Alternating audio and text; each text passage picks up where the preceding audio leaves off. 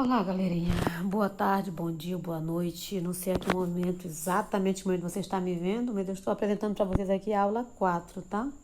Do material de apoio do aluno, que faz a introdução deste assunto aqui, a conservação dos movimentos, né? Aqui é mais um capítulo da dinâmica, que aborda de maneira bem entusiástica, de maneira bem prática, de maneira bem concebível, tá? O estudo deste assunto sobre a questão movimento, né? A gente começa com a introdução aqui nessa historinha em quadrinho. Vou narrar a fala dos personagens, tá? Cascão em a boa ação.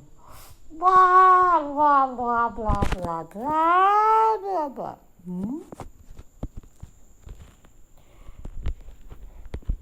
Por que você está chorando, garotinho?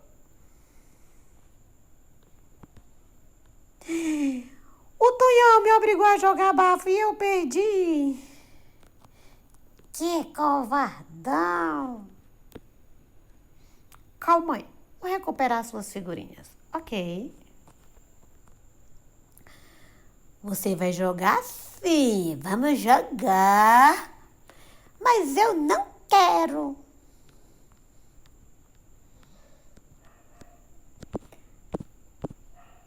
Eu aceito jogar com você. O quê? Ah, vamos lá, baixinho. Ah, plaft. Pum, ganhei. Olá, garotinho, suas figurinhas. Uau! Bem, vamos jogar? Bem, eu ainda tenho uma figurinha aqui, umas 40. Opa, ganhei! Boa! Cascão chorou, agora Cascão vai chorar e o meninozinho ganhou todas as figuras do sistema envolvido. Bom, essa historinha é para ilustrar algo, né? Muito interessante. Nessa história, o que tem de interessante é que todos os meninos ganham ou os meninos perdem figurinha, né? Todos os meninos ou ganham ou todos os meninos perdem. Mas é algo que se conserva lá no finalzinho. O que se conserva? É aí que entra, né? A conservação dos movimentos. Bem, agora que você já leu a historinha, suponha que antes de perder para o Tonhão, o garotinho tivesse 40 figurinhas. Imagine que o próprio Tonhão tivesse 50 figurinhas e o Cascão 30. Então, antes de começar a historinha, teria essa situação aqui, olha aqui, ó. Garotinho 0, Tonhão 50, Cascão 30, total 120. Garotinho 0, Tonhão 90, Cascão 30, total 120. Cascão 40, Tonhão 0, Cascão 80, total 120. Garotinho 120, Tonhão 0, Cascão 0, total 120. Você deve ter percebido que a quantidade total de figurinhas se conserva, já que nenhuma delas foi destruída ou perdida, como no último quadrinho da história.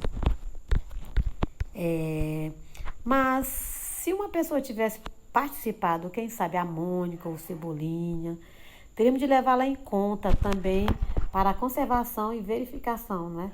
Todos que participassem, eles têm que ter incluído, porque senão não vai funcionar, não é essa observação. Mas como essa ideia de conservação pode ser aplicada ao estudo dos movimentos? Foi René Descartes, filósofo do século XVII, foi quem o primeiro empregou. Segundo ele, Deus teria feito no universo uma quantidade certa de repouso e movimento que permanecesse eternamente imutáveis. Embora a física atual não utilize as ideias religiosas, a noção de conservação dos movimentos presente na concepção de Descartes ainda permanece válida. Ou seja, se um corpo perde seu movimento, um outro corpo perde. Aliás, o outro corpo deve receber esse movimento. De modo que a quantidade de movimento total se mantém sempre a mesma. Veja aqui um grande chute. Ploft, splof. Isso vai piorar o gosto da sopa. Vejamos então como a ideia da conservação pode ser aplicada a uma situação de transferência de movimento. O cãozinho iniciou seu movimento ao ser atingido pelo pé de Garfield. Assim, uma parte do movimento do pé é transferida ao cachorro, Como exemplo, imagine que a quantidade de movimento do pé do garoto seja igual a 30. Como o cachorro ainda está parado, sua quantidade de movimento é igual a zero. Assim, a quantidade de movimento total antes do chute seria 30 mais 0, que seria total a 30. Analisando aqui o esqueminha. Durante o chute, uma parte da quantidade do movimento do Garfield é transferida para o corpo do cachorro. Acompanhe o esquema. 30, 0 do cachorro, total 30. Depois, Garfield só está com 10, perdeu 20, 20 ficou com o cachorrinho, no total seria 30. Dessa forma, a quantidade de movimento total se conserva, embora varie as quantidades de movimento do pé do Garfield, do cachorro. Os grandes desastres da história. Você acaba de conhecer uma das ideias mais importantes de toda a física, a lei da conservação da quantidade dos movimentos. Uma lei da física é uma regra que acreditamos que as coisas sempre obedecem. A lei que acabamos de apresentar pode ser descrita assim: a lei da conservação da quantidade de movimento. Em um sistema isolado, a quantidade de movimento total se conserva. O que é que isso significa? Sistemas significa que um conjunto de coisas ou de objetos, portanto, um sistema isolado é um conjunto de objetos sem contato com outros. É como o exemplo do Cascão, do Tonhão, do Menino. Como só eles 3 participaram, podemos dizer que a quantidade total de figurinhas nesses conjuntos se conservaram. Se o Cebolinha também participasse, não poderíamos mais garantir que a soma de figurinhas Cascão mais Tonhão mais Garotinho se conservasse. O sistema não está mais isolado. Isso poderia ser resolvido muito facilmente, incluindo Cebolinha nesse sistema. Na física, para definir sistemas isolados, temos que incluir todos os objetos que estão na interação uns com os outros. Interação pode ser um chute, uma explosão, uma batida, um empurrão, um toque, ou seja, qualquer tipo de ação entre objetos. Como o assunto hoje em dia, nesse exato momento, muito preocupante que existe, seria a transmissão do vírus, coronavírus, a interação entre as pessoas de uma mesma cidade poderia facilitar o que mesmo? A transmissão deste vírus. Aí você não estaria como esse rapazinho que pegou só um toque, sim, você já estaria com os sintomas da interação. Mas busque no dicionário sistemas, interação. Use para impressionar. A palavra interação significa o que mesmo? Aqui nós temos aqui um exercício para você copiar, tá? Esse exercício está cheio de linguiça, mas vocês vão colocar só o que importa, não é? Não precisa colocar os detalhes, coloca só aí, ó. Um rapaz estava fazendo compra em um supermercado, empurrando o seu belo carrinho, quando viu uma moça muito linda passar por ele. Quando ele foi olhar para trás, ele se descuidou do seu carrinho, que se soltou e se chocou com mais 2 carrinhos que estavam em repouso. Bom, os carrinhos que estavam em repouso estão no tempo antes. Eles estão com 0 movimento. Já o carrinho do rapaz está total aí de 500 movimentos. Ao se chocar com os carrinhos em movimento, o carrinho dele passou 410 de movimento para um e outro 60. O que foi que aconteceu com o carrinho dele depois disso? Parou, continuou, parou bruscamente, parou levemente, ficou com 0 movimento. Analise isso matematicamente. Temos outra batida aqui para você analisar, também cheia de linguiça, para você observar só o que importa. O que está importando aqui? Tem um homem e uma mulher andando num carrinho elétrico em um parque. A quantidade de movimento antes e a quantidade de movimento depois. Ele está pela leitura aqui, diz que ele está com uma quantidade de movimento de 3.000 unidades. De repente, um carro entra na sua frente e choca na traseira dele. Ele choca na traseira do carro que entra na sua frente, sendo que o carro que estava na sua frente tinha 1.000 unidades de quantidade de movimento. E ele tinha quanto? 3.000. Ao choque, depois aconteceu o quê? Ele ficou com 2.500 unidades de movimento. Quantidade de movimento. E aí? Como ficou depois? Ele transferiu o movimento. Com essa transferência de movimento, ele parou, continuou. O que aconteceu com o carro da frente? Analise matematicamente isso aí. Jogando tudo na forma de uma equação do primeiro grau. Vamos lá? Vamos ver essa ilustração aqui. Melhor, tem um menino e uma menina olhando aqui umas pedrinhas, umas bolinhas batendo. Clique, clac, clique, clac, clique, clac. Melhor desligar antes que a pilha gaste. Isso não funciona a pilha.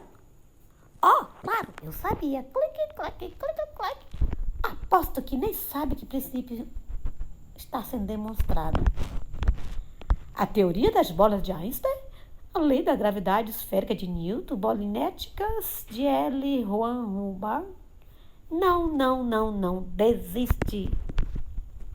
Bom, a tirinha acima mostrava o que estivemos discutindo. O menino da historinha, evidentemente, não leu as páginas anteriores desse nosso texto, mas você leu, a menos que esteja folheando, apenas folheando isso aqui.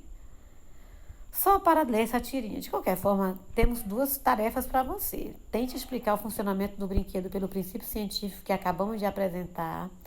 Usando duas réguas como trilho, lance uma bolinha de gude sobre uma fileira de bolinhas iguais. Parada, veja o que acontece. Depois tente lançar duas ou três bolinhas, o que você vê, como explicar. Isso aqui é mais um exercício. Mais outra observação. Garfield. Crack. Jogaram uma bolinha, o Garfield está só olhando. Oh, não, eu acertei uma senhora na cabeça e ela desmaiou. O que devo fazer, Garfield? Estique mais um braço esquerdo e vire mais a mão direita. Estique mais o braço esquerdo e vire mais a mão direita. Bom, quando o taco atinge a bolinha, tem uma transferência de movimento, mas o taco ainda permanece com uma razoável quantidade de movimento. Tente fazer um esquema semelhante ao que fazemos no texto de outra tirinha de Garfield, na outra tirinha de Garfield, chutando valores para as quantidades de movimento da bola e o taco, indicando a quantidade de movimento total antes do taco e após.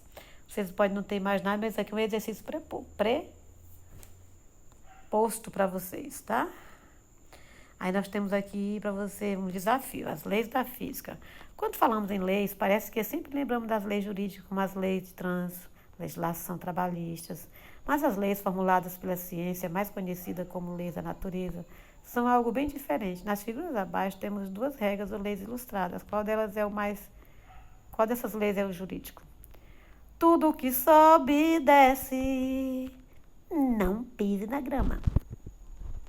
Se você já descobriu, tente fazer uma listinha das principais diferenças que você percebe entre esses dois tipos de lei. Você pode não se dar conta, mas esses são exercícios em forma de textinho para vocês fazerem, ok? Logo nós seguiremos com a nossa aula 5, ok? Por enquanto é só, pessoal. Bons estudos!